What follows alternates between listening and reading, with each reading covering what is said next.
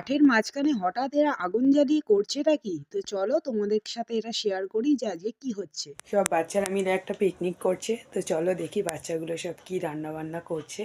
তোমাদেরকে দেখাই, একটা দুধের প্যাকেট আর কয়েকটা গ্লাস নিয়ে গেছে, দেখা যাক কি করছে। তো চলো। সন্ধেবেলা হঠাৎ করেই সব বাচ্চারা মিলে ঠিক করলো আজকে একটা চড়ুই ভাতি করে আজকে রান্না করা হবে। তো কি রান্না হবে সবাই মিলে ভেবে না পেয়ে তখন ওরা ঠিক করলো যে আজকে চড়ুই ভাতিতে একটু চা বানানো হবে আর একটু আলু পোড়া করানো হবে। তো আমিও গেলাম ওদের সঙ্গে। ওরা দেখো এখানে আগুন ধরাচ্ছে। তো এটা দেখার পরে আমার কিছুটা ছোটবেলার কথা মনে পড়ছে। আমরা ছোটবেলায় এরম চড়ুই ভাতি করে অনেকবার আর কি অনেক জিনিস বানিয়ে খেয়েছি। তো এরা যেহেতু অনেক ছোট ওই জন্য এরা অত রান্নাবান্না তো পারে না, সেই কারণে ওরা আজকে চাটাই বানাচ্ছে, এরপরে আবার ওরা আলু পোড়াও বানাবে। তো সেই ভিডিওটা তোমাদেরকে এইটাই ভিডিওতে দিতে পারছি না, যেহেতু ওরা আলু পোড়ানোর সময় আর কি আগুন জ্বলছিল না, সেই জন্য আলু পোড়াটা আর কি মিস হয়ে গেছে। তো দেখো মাঠের মধ্যেই ওরা আজকে করছে এখানে চা। তো কত ধোঁয়া উঠছে খালি দেখো, বাচ্চা কাচ্চা মানুষ অত তো ভালো আগুন ধরাতে পারে না, ওই জন্য যতটা পেরেছে করেছে। আমি ওদেরকে একটু হেল্প করে দিচ্ছিলাম। তো দেখো এখানে অনেকেই রয়েছে, আমার মেয়েও এখানে বসে রয়েছে যে চা হবে খাবে। সবথেকে বড় সদস্য হচ্ছে আমার মেয়ে, মানে একদমই ছোট ওদের থেকে, যাকে বলে খুদে।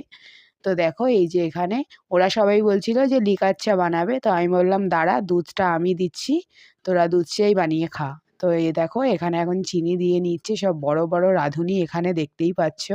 তো এদেরকে দেখে প্রায় ছোটবেলার কথাই বলতে গেলে ফিরে পেলাম। তো ভাবলাম তোমাদের সঙ্গেও একটু শেয়ার করি।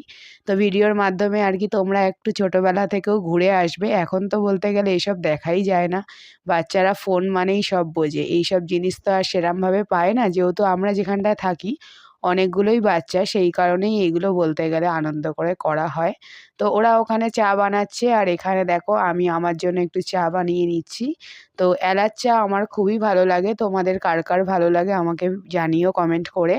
তো এখানে দেখো আমি একটু মনের মতন দুধ চা বানিয়ে নিচ্ছি। তো আমার চা খুব ভালো লাগে আমার বলতে গেলে, তোমাদের কার কার ভালো লাগে আমাকে বলো। আর বাচ্চাদের চড়ুই ভাতিতে চা রেসিপিটা তোমাদের কেমন লাগলো আমাকে কমেন্ট করে জানিও। তো দেখো কথা বলতে বলতে দুধটা ফুটে গেছে, এখন দেখো চা পাতা দিয়ে একটু ফুটিয়ে নিলাম।